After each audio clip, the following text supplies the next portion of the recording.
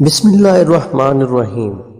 تقریباً 1000 قبل مسیح میں حضرت داؤد علیہ السلام نے یروشلم کو دارالخلافہ بنایا تھا، بلکہ کہا جاتا ہے کہ اس کا نام یروشلم بھی انہوں نے ہی رکھا تھا۔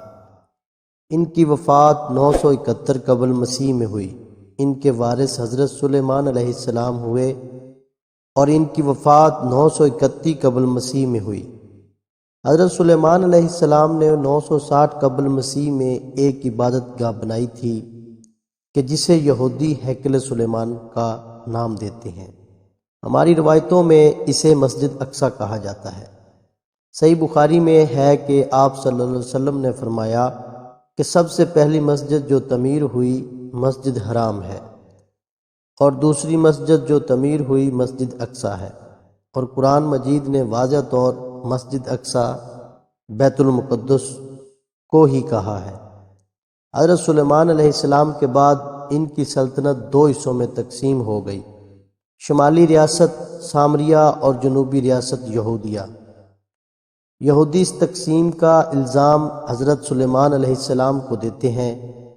معاذ اللہ، ان کے نزدیک یہ حضرت سلیمان علیہ السلام کے گناہوں کی سزا تھی کہ انہوں نے غیر اسرائیلی عورتوں سے شادیاں کیں اور ان عورتوں نے حضرت سلیمان علیہ السلام کو بت پرستی پر لگا دیا۔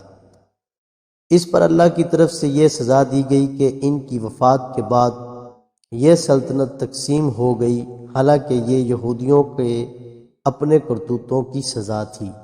خیر، یہ یہودی سلطنتیں آپس میں لڑتی رہتی تھیں، لہذا کمزور ہو گئیں۔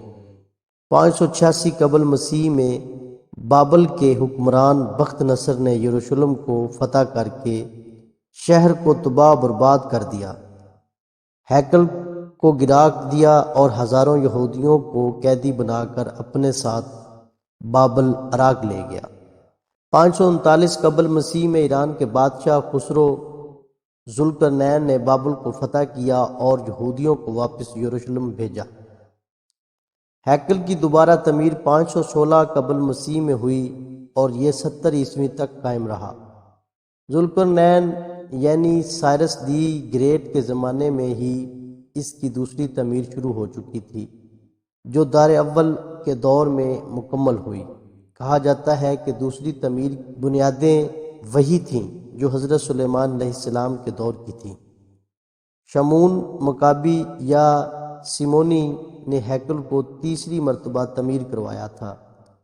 اس کا زمانہ 142 تا 135 قبل مسیح کا ہے، کیونکہ 332 قبل مسیح میں اسکندر اعظم نے یروشلم پر قبضہ کر لیا تھا۔ 168 قبل مسیح میں دوبارہ یہودی ریاست قائم ہو گئی۔ یہ انقلابی تھے، لیکن 70 عیسوی میں ٹائٹس رومی نے اس سلطنت کو دوبارہ تباہ کر دیا تھا۔ بعض اسرائیلی ماہرین آثار قدیمہ اور محققین جیسا کہ بنیامین مزار کا کہنا ہے کہ ہیکل سلیمانی اول اور دوم دونوں حرم شریف سے باہر تھے اور شہر داؤد سٹی آف ڈیوڈ میں تھے، اور یہ مقام اوفل کہلاتا ہے جو کہ ایک پہاڑی کا نام ہے، اور بائبل میں بھی اس کا ذکر کثرت سے ہے۔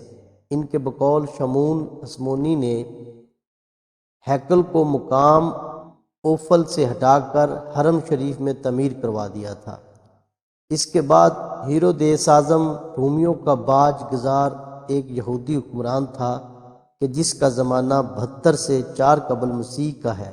اس نے اسی ہیکل کی توسیع بھی کی تھی۔ اسی تیسری تعمیر کی ایک دیوار تاحال باقی ہے جسے دیوار گریا کہتے ہیں۔ 70 عیسوی میں ٹائٹس رومی نے یہودی ریاست پر حملہ کر کے اسے تباہ کر دیا اور تیسرا ہیکل بھی گرا دیا۔ اس کی ایک دیوار باقی ہے کہ جسے دیوار گریا کہتے ہیں۔ یہاں یہودی جا کر عبادت وغیرہ کرتے ہیں۔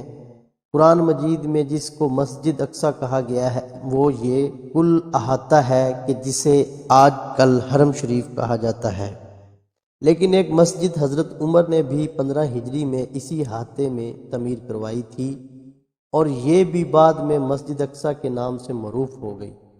شروع میں اسے مسجد عمر ہی کہا جاتا ہے، بعد میں اس کا نام مسجد اقصی پڑ گیا۔ حرم شریف ایک احاطے یا چار دیواری کا نام ہے جو قدیم یروشلم شہر میں موجود ہے۔ قرآن مجید میں اسی حرم شریف کو مسجد اقصی کہا گیا ہے۔